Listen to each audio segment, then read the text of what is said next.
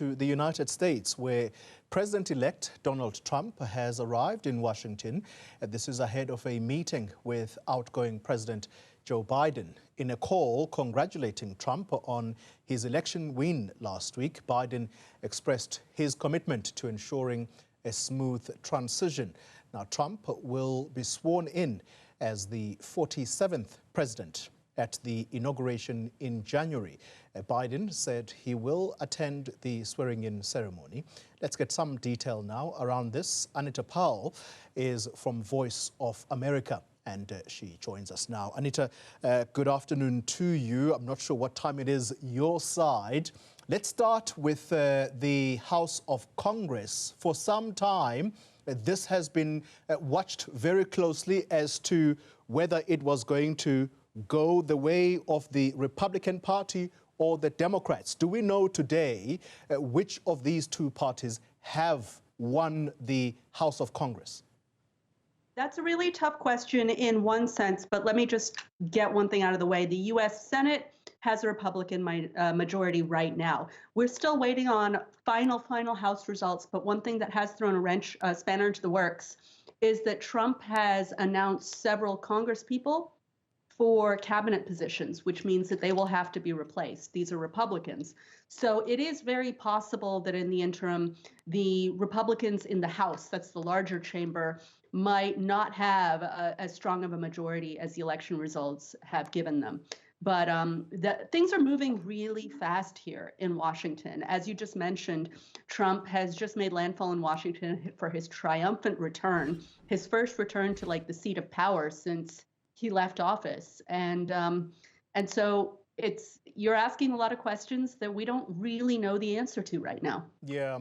Let's talk about President-elect Donald Trump stepping in Washington today. This was always scheduled to happen. Apparently, this was the communication between himself and the outgoing President Joe Biden. Is that still ongoing? And do we know what's been said between the two men thus far?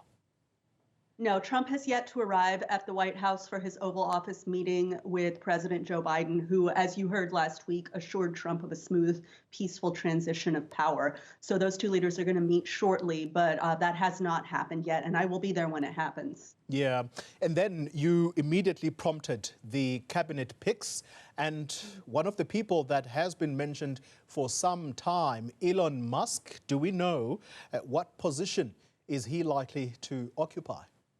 Yes, Trump announced this last night that Elon Musk and Vivek Ramaswamy would co-lead a department called the Department of Government Efficiency.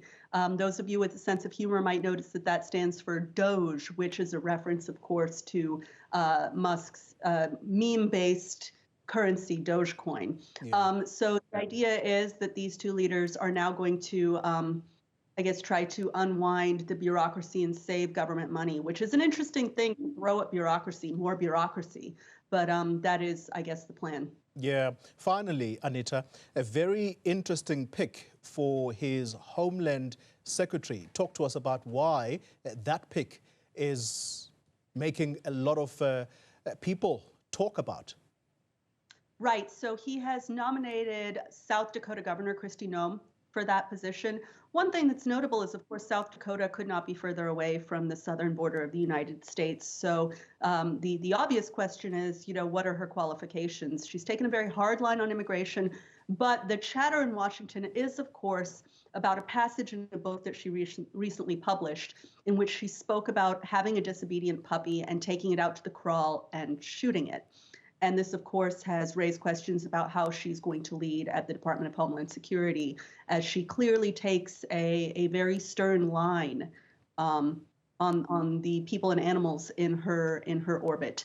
So that is, of course, getting a lot of conversation for that. But there are many Trump cabinet picks that are getting attention right now, including his new pick for Department of Defense, a Fox and Friends host. Fox and Friends is, of course, one of the premier talk shows in the United States on the Fox News network. So we expect these cabinet picks to be coming out, and they're so far all very, very interesting and reflective of Trump's willingness to really act on all of the issues that he highlighted in the election and to take a hard line. Anita Powell, thank you very much for that update.